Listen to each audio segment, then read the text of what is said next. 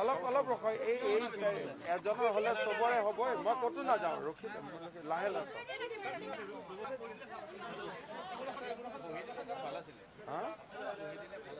এতিয়াতো হৈ যাব কালিৰ পৰা কৰিম দে প্ৰথম কথা অসমত ভেকচিনৰ যাতে নাটনি নহয় তাৰ বাবে ভাৰত চৰকাৰৰ লগত আমি নিৰন্তৰ যোগাযোগ কৰি আছো 2,06,000 ভেকচিন যোৱা কালিলৈকে আমাৰ আছিলে আৰু আজি 1 ঘণ্টা আগতে আৰু 2 লাখ ভেকচিন আমি কোভিশিল্ড ভেকচিন আমি ভাৰত চৰকাৰৰ পৰা পাইছো যোৱা কালি থাকি যোৱা 2,06,000 আৰু আজি 2 লাখ ভেকচিনেৰে সৈতে বৰ্তমান আমাৰ ভেকচিনৰ ষ্টক 4 লাখলৈকে বৃদ্ধি পাইছে অহা 26 আৰু 27 তাৰিখে অৰ্থাৎ অহা পৰহি আৰু চৌথা দিনৰ ভিতৰত মই আশা কৰিছো যে আৰু 3 লাখ ভেকচিন আমি ভাৰত চৰকাৰৰ পৰা পাম আৰু এই দুইখিনি যদি আমি যোগ কৰো তেতিয়াহলে মোৰ বিশ্বাস যে অহা 31 এপ্ৰিল 30 এপ্ৰিললৈকে বা 2 মেলৈকে আমাৰ ভেকচিনৰ কোনো অসুবিধা নহয় ডেইলি আমাৰ কেপাসিটি 60,000 ভেকচিন কৰিব পাৰো বা 60 বা 70,000 সেইটো আমাৰ চলি থাকিব আজি গধূলিলৈকে আমি অসমত আৰু 2,000 ৰেমডিচিভিৰ ইনজেকচন বম্বেৰ পৰা আমাৰ আহি পাব সেই ধৰিলে আমাৰ ষ্টক 12-13,000 ৰেমডিচিভিৰ ইনজেকচন থাকিব গতিকে ৰেমডিচিভিৰৰ ক্ষেত্ৰতো এসপ্তাহৰ বাবে আমি নাটনিৰ সন্মুখীন নহওঁ তেনেকুৱা ধৰণৰ এটা ধাৰণা আমাৰ আছে দ্বিতীয়তে আমি অসমত 8টা মিনি অক্সিজেন প্লান্ট ইতিমধ্যে আমি ৰেডি কৰিছিলো বা তাৰ পৰা আমি অক্সিজেন পাই আছো আজি আমি ইয়াত পিডব্লিউডি ডিপাৰ্টমেন্ট আৰু মেডিকেল কলেজ হেলথ ডিপাৰ্টমেন্ট আমি সকলোৱে বহি অসমত আৰু 10-15টা আমি অক্সিজেন প্লান্ট আমি বহুৱাব পাৰো নেকি তাৰ বিষয়ে প্ৰাৰম্ভিক আলোচনা কৰিছো 2টা দিন পিছত সেই বিষয়ে আপোনালোকক মই প্ৰগ্ৰেছৰ বিষয়ে জনাব পাৰিম অসম চৰকাৰে কেইটামান নিৰ্দেশ জাৰি কৰিছে এটা হল সৰুসজাই হস্পিটাল আৰম্ভ হৈ যোৱাৰ লগে লগে যাতে পেশেন্টসকলে ভাল কৰি খোৱা বোৱা কৰিব পাৰে সেই কাৰণে প্ৰতি পেশেন্টৰ বিপৰীতে আমি 300 টকাকৈ দিনে দিয়াৰ বাবে সিদ্ধান্ত গ্ৰহণ কৰিছো সেই 300 টকাৰ ভিতৰতে জিলা উপায়ুক্তসকলে তেওঁলোকৰ ব্ৰেকফাষ্ট লাঞ্চ ইভিনিং টি আৰু ডিনাৰ আৰু 1 লিটাৰ পানীলৈকে ব্যৱস্থা কৰিব লাগিব প্ৰতিটো কোভিড কেয়াৰ চেণ্টাৰৰ সন্মুখত এখন কেন্টিন থাকিব যাতে প্ৰয়োজন অনুসৰি কোনোবাই অতিৰিক্ত বস্তু কিনিব খুজিলেও কিনিব পাৰিব চৰকাৰৰ পৰা প্ৰতিজন ৰোগীৰ বিপৰীতে মেডিকেল কলেজতে থাকক ডিস্ট্ৰিক্ট হস্পিটালতে থাকক কোভিড কেয়াৰ চেণ্টাৰতে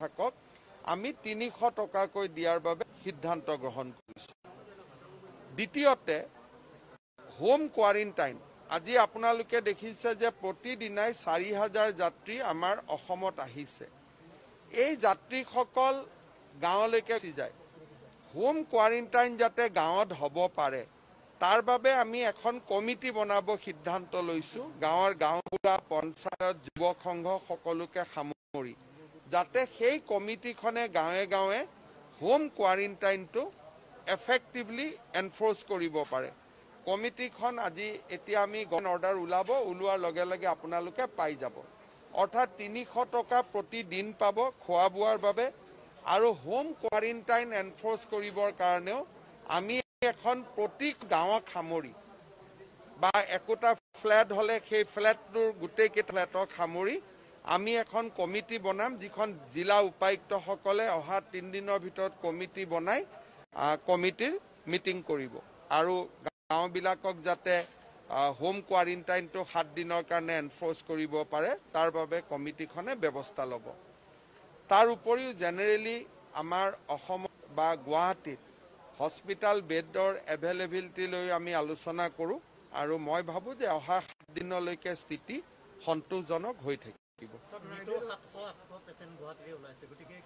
আমি বৰ্তমানলৈকে আমাৰ যিটো এৰেঞ্জমেন্ট আছে সেই এৰেঞ্জমেন্টখিনি দি অহা সপ্তাহলৈকে আমাৰ সমস্যা নহয় কাৰণ অহা কালিৰ পৰা সৰু সজাই আৰম্ভ হৈ যাব আৰু কাহিকুছিত থকা SID আৰম্ভ হৈ যাব আৰু দুইটা অনুষ্ঠান মিলি আমি 650 বিছনা পাম। আজ 4টা বজাত প্ৰাইভেট নাৰ্ছিং হোমৰ লগত মোৰ মিটিং আছে। তেওঁলোকৰ লগত যিখিনি কথা আলোচনা হ'ব সেই বিষয়ে মই মিটিঙৰ পিছত জনাব পাৰিম। 4 বজাত জনতা ভৱনত প্ৰাইভেট নাৰ্ছিং হোমৰ মালিকসকলৰ লগত মোৰ মিটিং আছে। স্ক্ৰিনিং গুৱাহাটীত ইতিমধ্যে আৰু 29টা স্ক্ৰিনিং চেণ্টাৰ বঢ়োৱা হৈছে।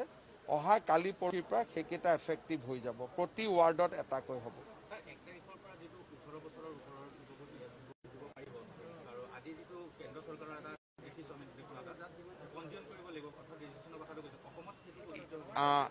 এক তাৰিখৰ পৰা ভেকচিনৰ অনুমতি হ'ব, কিন্তু ভেকচিন আহিব লাগিব। এতিয়া যিমান দূৰ মই জানো 28 তাৰিখৰ পৰা ৰেজিষ্ট্ৰেশ্যন হ'ব। সেই বিষয়ে অহাকালি আমি ভাৰত চৰকাৰৰ পৰা নিৰ্দেশ পাম। 28 তাৰিখৰ পৰা ৰেজিষ্ট্ৰেশ্যন হোৱাৰ পিছত ৰেজিষ্ট্ৰেশ্যনৰ সংখ্যা কোন ৰাজ্যত কিমানে ৰেজিষ্টাৰ কৰিলে সিমান ভেকচিন কিনিবৰ কাৰণে তেখেতসকলে অনুমতি দিব। সাধাৰণ লোকে 1 তাৰিখৰ পৰা ভেকচিন নাপাব। 28 তাৰিখৰ পৰা ৰেজিষ্ট্ৰেশ্যন হ'ব। ধৰক অসমত 5 লাখ ৰেজিষ্ট্ৰেশ্যন হ'ল, UPত 10 লাখ হ'ল, মহাৰাষ্ট্ৰত 20 লাখ হ'ল। তাৰ ওপৰত ভিত্তি কৰি ভাৰত চৰকাৰে আমাক ভেকচিন কিনিব অনুমতি দিব। গতিকে অসমৰ এতিয়া কিমান ৰেজিষ্ট্ৰেশ্যন হয় আমি নাজানো। 28 তাৰিখৰ পৰা ৰেজিষ্ট্ৰেশ্যনৰ পৰ্টেল খুলিব। সেই বিষয়ে ভাৰত চৰকাৰৰ পৰা কালি নিৰ্দেশ আহিব। অহাৰ লগে লগে পৰহি বা কালিয়ে মই আপোনালোকৰ লগত শ্বেয়াৰ কৰি দিম। নহয়, অসম চৰকাৰে 18ৰ পৰা 45 বছৰৰ যি ভেকচিন হ'ব, অসম চৰকাৰে ইতিমধ্যে চিৰাম ইনষ্টিটিউট আৰু ভাৰত বায়'টেকৰ লগত আলোচনা কৰি আছে। আমি তেওঁলোকৰ পৰা ভেকচিনখিনি কিনিম। ৰাজ্যবাসীক আমি বিনামূলীয়াকৈ দিম।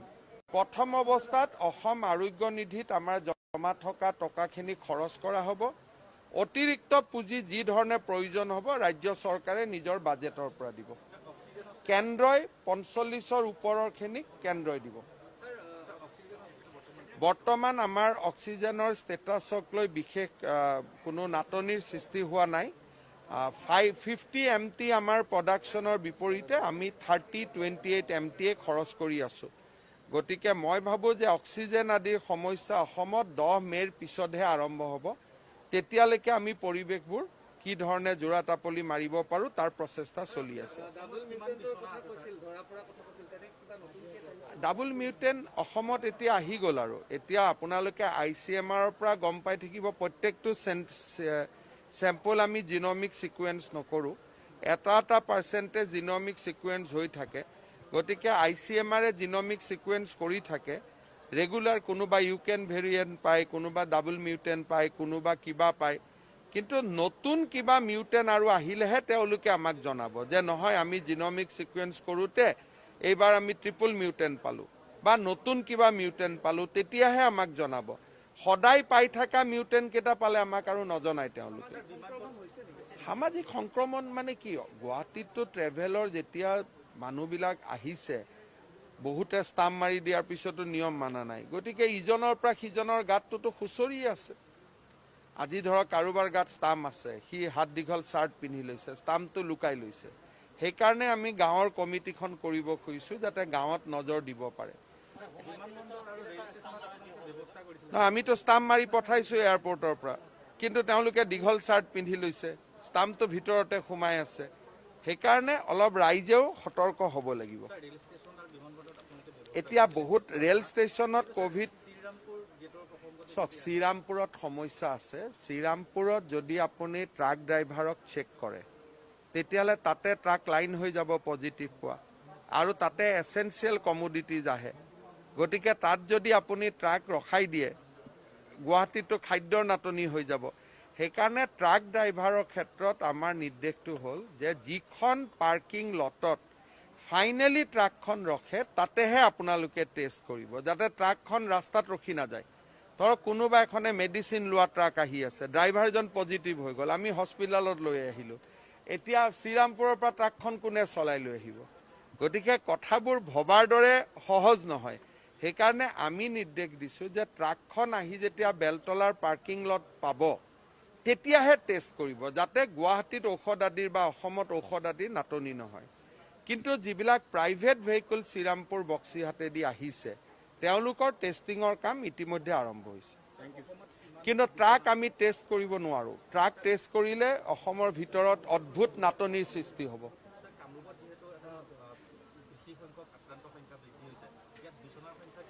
চাওক, মই আপোনালোকক এতিয়াই ক'লোঁ যে এসপ্তাহলৈকে এই প্ৰশ্নটো আমাক নালাগে। এসপ্তাহলৈকে আমি জোৰা টাপলি মাৰিম, কাৰণ সৰু সজাই আৰম্ভ হ'ব। তাততো এতিয়া মই হিচাপ সদায় দি থাকিব লাগিব।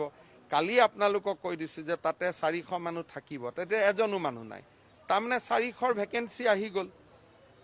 SIAD কালিৰ পৰা আৰম্ভ হ'ব, তাত 250 হ'ব, 650টো পায়ে গ'লোঁ।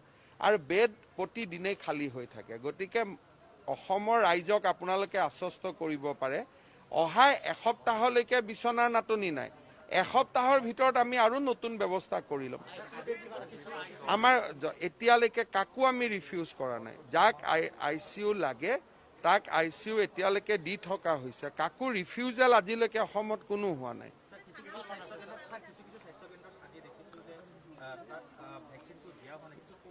ভেকচিন নাটনিটো মই ক'লোঁ নহয়, যোৱাকালিলৈকে 2,06,000 আছিল। আজি 11টাত আৰু 2 লাখ ভেকচিন আহিছে। যিবিলাক ছাব চেণ্টাৰত কমি গৈছিলে ভেকচিন, য'ত ডিমাণ্ড বেছি তাত ভেকচিন কমি যায়, অহাকালি ৰাতিপুৱা দি দিব। কিন্তু এইবিলাকত পাৰফেক্ট চেঞ্জ কোনোবাই বিচাৰিলে কাকো দিব পৰা নাযাব, যে কোনোবা এজন মানুহ আহিল তেওঁক আজিয়ে লাগিব। সেই ধৰণৰ ব্যৱস্থা এই হেল্থ ইমাৰ্জেঞ্চিৰ সময়ত নহ'ব। গতিকে এই তাৰ কাম চলি আছে। এতিয়া তেওঁলোকে এতিয়াও এনাস্থেচিয়া ডিপাৰ্টমেণ্টৰ লগত ডিছকাশ্যন কৰি আছে, ড্ৰয়িং লৈ পেলাই।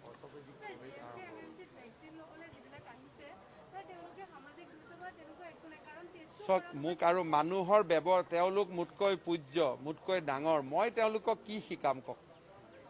আজি যিকেইজন ইয়াত ভেকচিন ল'ব আহিছে চব 45 বছৰৰ ওপৰত, মোতকৈ বয়সত মেক্সিমাম ডাঙৰ। তেওঁলোকক মই এতিয়া সামাজিক দূৰত্ব টিভি পেপাৰত চায়ে থাকে। এতিয়া তেওঁলোকক গৈ আৰু পুলিচ লগাইতো সামাজিক দূৰত্ব কৰিব নোৱাৰি। এইটো সচেতনতা বৃদ্ধি হ'ব লাগিব ৰাইজৰ মাজত। Thank you sir.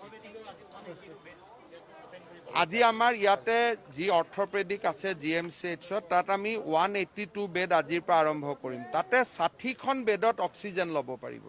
সেইকাৰণে অহা 2-3 মেলৈকে আমি বিচনা বেডৰ কোনো নাটনি মই দেখা নাই। 2-3 ইয়াত ICU আছে আৰু কাকো ৰিফিউজ হোৱা নাই। আজিলৈকে যোৱাকালি ৰাতিও 12টাত এজন পেচেণ্ট আহিছে, ICU লাগে, লগে লগে ICU দিছে।